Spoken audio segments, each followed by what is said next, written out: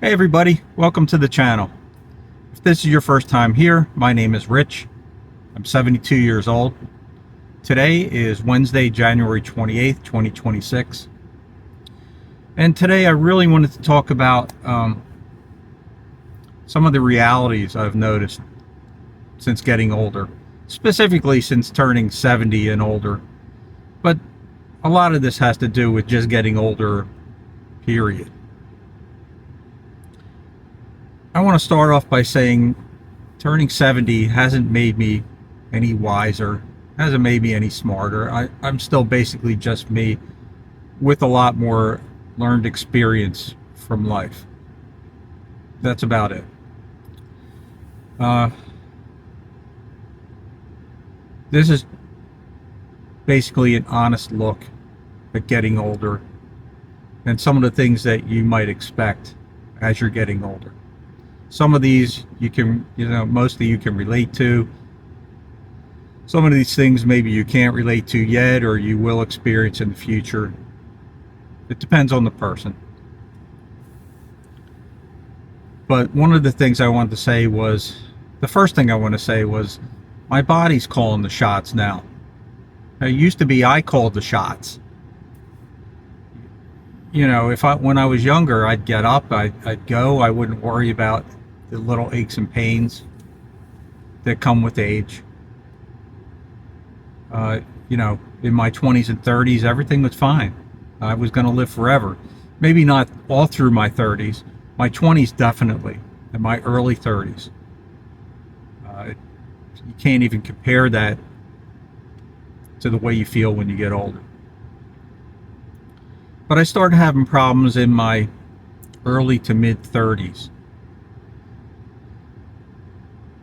A lot of it was digestion related. So I started having reflux, acid reflux, which I'm sure a lot of you can relate to, in my 30s. And it started off with spasms in my esophagus, which to me, it felt like I was having a heart attack. So, I was laid out on the couch with chest pain. There was more pain like right in the center here. It took me a while to get an appointment with a doctor that could help me out, a GI doctor. And I'm talking, this was in the mid 1980s. So it wasn't as prevalent then. They didn't have as many things to treat it. So I went to this GI and, he scheduled me for an endoscopy the next day. Went in. When I came out, he said, yeah, your esophagus has been irritated and you're having spasms. So he gave me something for the spasms, some kind of calcium blocker. I can't remember the name of it now. And back then, they prescribed Prilosec, so I was taking Prilosec. Anyway, it took a while. It was a couple of months. Pretty much got it under control. This was, like I said, in my mid-30s, and it was my first experience with, something wrong. Health isn't the way it used to be. So, everything went along in my 30s and 40s. I knew I was having digestive problems. I was having reflux. So I had to adjust my diet for a long time. I wasn't eating anything too spicy. I had to stay away from tomato sauce and tomatoes and anything that would stimulate that. Although I would go through periods where I was okay. I'd love to make chili. I'd love to eat jalapenos. I'd throw jalapenos in the chili when I was feeling good. I could eat all that stuff. But as time went on, I started really noticing that my system didn't like that anymore. It didn't want to handle that stuff anymore. So I just, I got away from eating anything too spicy. I still like the little spice. I still use a little sriracha here and there. But I stayed away from the real heavy-duty spicy stuff. And when I did venture into it, I would pay the price. Nighttime, I started having bloating in my 50s. Started developing something called IBS, some of you may be familiar with, irritable bowel syndrome. That was a lot of fun, not in the actual fun kind of way. It was not real fun. You know, I had bloating at night, I couldn't sleep. I think some of it was alcohol related, which is something I've cut back a lot on as I got older. You know, I might have a beer or two a week now, but stay away from any of the hard liquor now. That's another thing my body has told me what to do and what not to do. So that you see the whole theme here, that fits in with the my body tells me what to do now. So, you know, it's calling the shots. You know, and then the arthritis started. Yeah, that's been a lot of fun. Again, not in the fun kind of way. It started with my neck. And I'm not exactly sure what started it off. But I started noticing I was having a stiff neck when I was driving. If I looked from side to side, it started hurting. I went to the chiropractor. You know, they did their thing with the neck, and it seemed like it helped. Then I started having back problems too. This was also in my mid to like later 30s.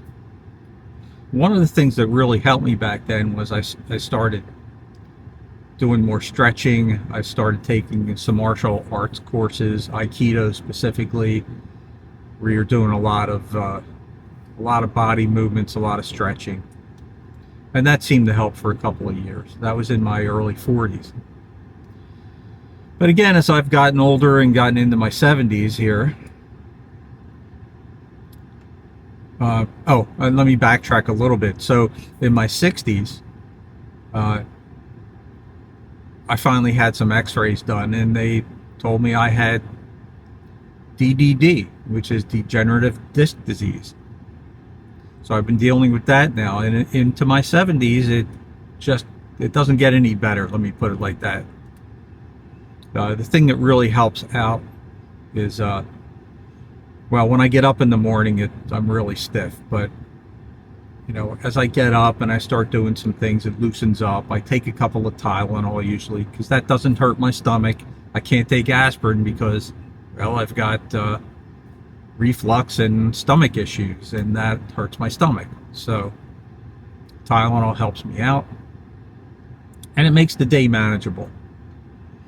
And I started going to the gym every day. Well, not every day, like 5-6 days a week I go to the gym. Don't do as much as I used to. I do a lot of walking, I do a lot of bicycling, and I do a little bit of strength training as well. But my energy, which used to be like awesome, I used to have all kinds of energy, but it's a little bit less now. I have energy in the morning, like when I make these videos, a lot of energy. But as the day goes on, I find taking a nap in the middle of the day helps. And by nap, I don't mean like laying down in bed for an hour or two. You know, I sit in my recliner and I'll nap for, you know, maybe 10 or 15 minutes. You know, put the TV on in the background and just kind of drift off to something usually on YouTube. But now that I'm in my 70s, my independence feels a little bit less guaranteed now, if you know what I mean. Because I'm not sure what tomorrow is going to bring. I'm not even sure what today's going to bring. But, you know, there's fear of falling. You know, we just got some ice down here in North Carolina over the weekend. You might have gotten some snow where you are, or some ice. I really have to be careful where I'm walking now. If I see something that looks wet, it's probably ice. I mean, right now it's below freezing, and so you really got to watch. And even just walking normally, I got to watch when I'm stepping off a curb. You know, I got to watch when I'm walking on like rocky ground or something. I used to go on a lot of hikes, I cut back a lot on that because I fell one time on a hike and thought I broke something, but I ended up just like messing up my back for a few months. So I was lucky there. I didn't break anything. I could have easily broken something. So you really got to watch your health. I mean, from falls, but also your health. You know, if I wake up with some kind of weird pain now, like this morning, I woke up with back pain, which is probably muscle related. But I'm heading to the doctor today to get it checked out, because you just never know at this age or at any age. Something could happen. I mean, if I go on Facebook now, it's always RIP somebody.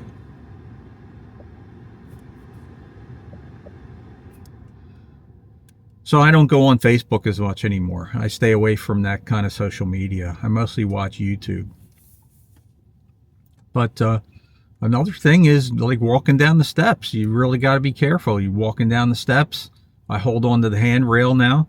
I never used to. I used to run down the steps, but you know, I don't want to trip and, you know, I've fall down doing something stupid. So, I mean, that's what the handrail's there for. Use the handrail. And another thing that's really gotten bad as I got older is driving at night. My night vision has gotten, you know, very poor over the years. You know, I've gotten glasses with different, you know, coatings on it, which are supposed to, you know, make the glare less, and they do help. But to be honest with you, I just try not to drive at night anymore as much as possible. I mean, if I have to, if we go out to eat or something and it's night driving home, we try not to go too far.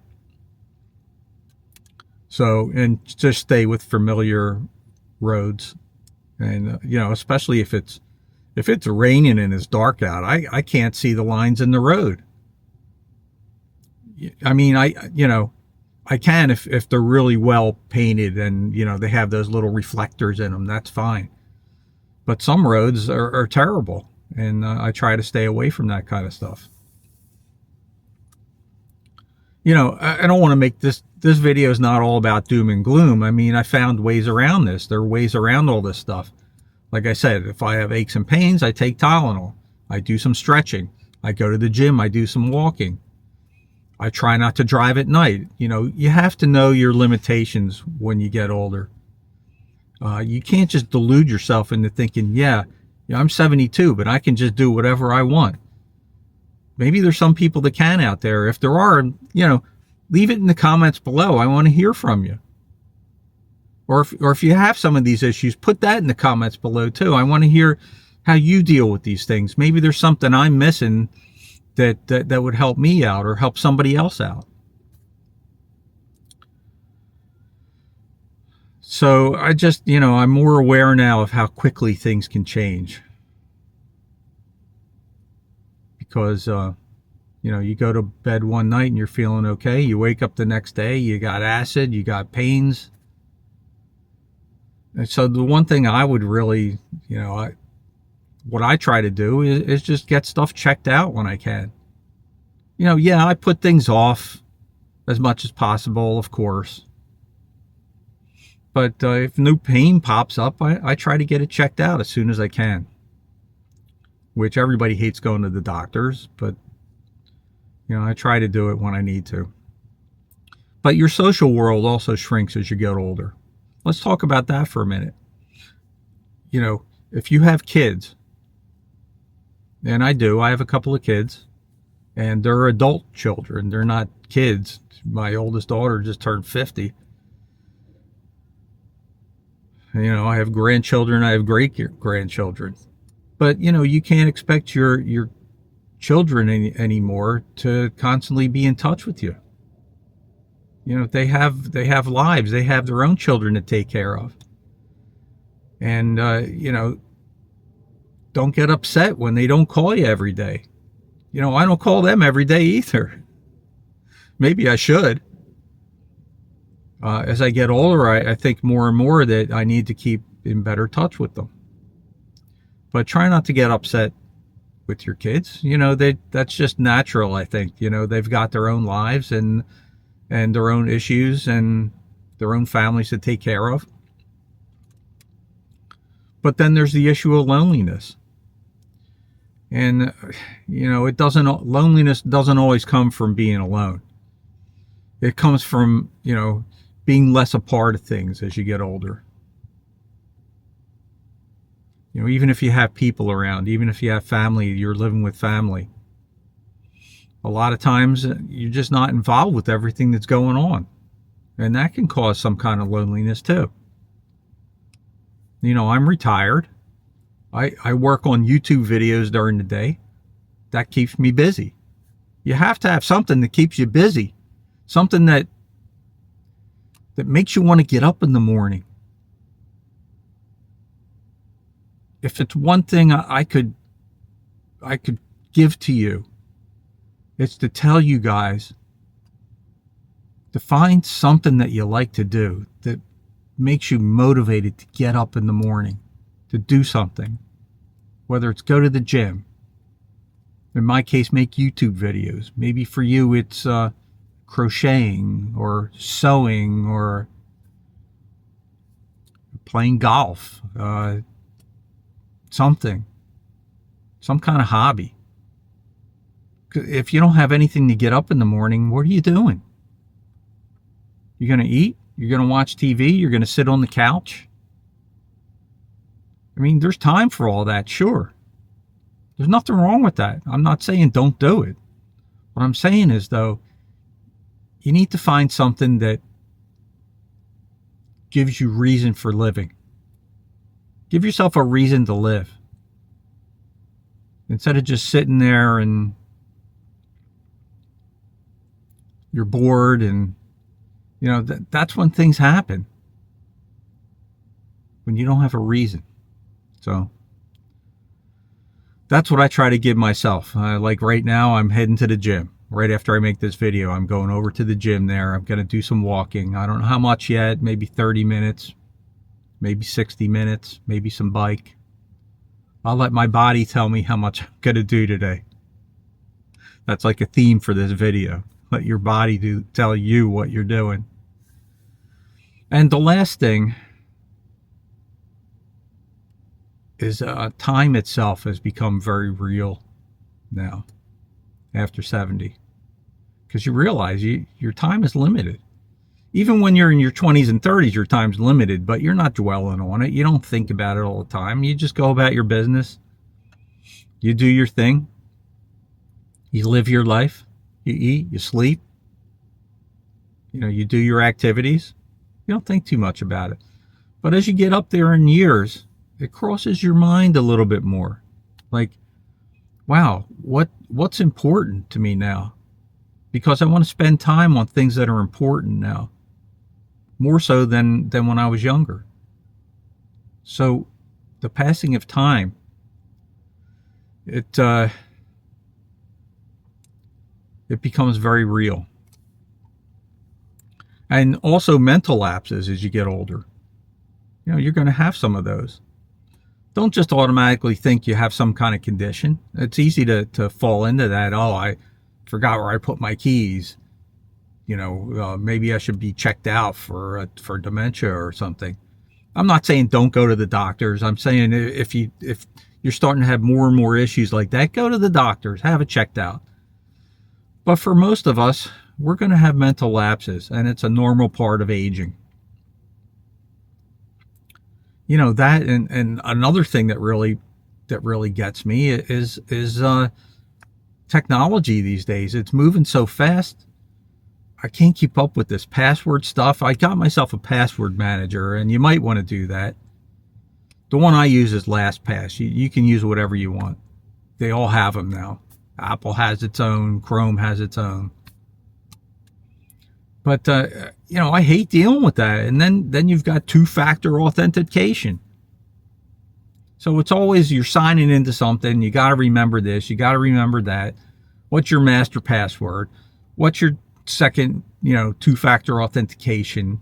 You got to input that. Well, 2 weeks later, it runs out, and they got to send you another text with your password. or with your authentication. You know what I mean? So it's tough keeping up with technology. And I do like technology. I love technology. I've always been into technology. New computers, new this, new that. I've got this video camera I'm using right now. You know, I've got the new iPhone. Did I need the new iPhone? No, but I just like tech. But it's tough keeping up with the stuff. But the world's moving on, and if you don't keep up with it, it's going to move on without you. And I'm talking about not just tech, but changing culture. It's a lot different than it was back in the 60s, 70s, and 80s. Culture's a lot different. You know, I don't want to get into that right now, but it's moving on, and younger people today think differently about the world and about things than we did growing up, or about our parents. You know, my parents were from the Second World War, and that's how I was raised. So people thought differently about culture back then. But the last thing I really want to talk about is end of life planning. This is a tough one. It's been tough for me. I know my doctor gave me papers to fill out for a living will a couple of years ago, when I turned 70, actually. I still haven't filled them out yet. And I guess I figured by ignoring them they'd go away, but they're not going away. Every time I go back for a checkup, he's like, "Did you bring in those papers yet?" No, I didn't. "Did you make out your last will and testament yet?" No, I haven't.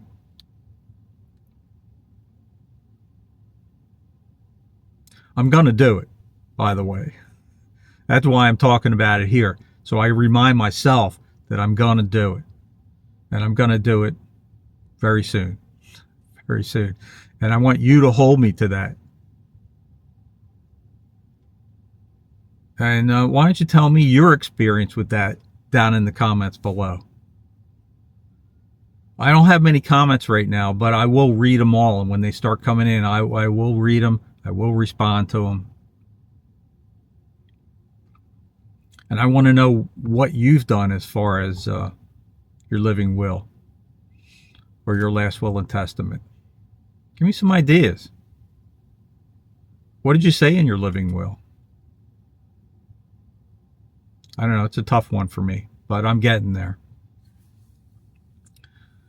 So, you know, thinking about the end, it isn't morbid. It's just practical. You don't want to leave too much for your significant, I can't speak right now. My mouth's getting very dry. You don't want to leave too much for your significant other to have to handle after you're gone. And, you know, there's no saying you'll be gone first, and maybe they'll be gone first, so they got to do the same thing. But it's just something you got to tie up those loose ends, if you know what I mean. It's just practical. So that's basically it. You know, the whole thing is I'm just more focused on what's important in life now. And I think that's how I want to wrap things up in this video. Your body calls the shots, and focus on what's important in your life. So that's it for now. If you guys got anything out of this video, leave a comment, hit the like button, you know, all that YouTube stuff. Subscribe. And I'll see you in the next one, hopefully, God willing. Take care. Have a good day. Have a good life.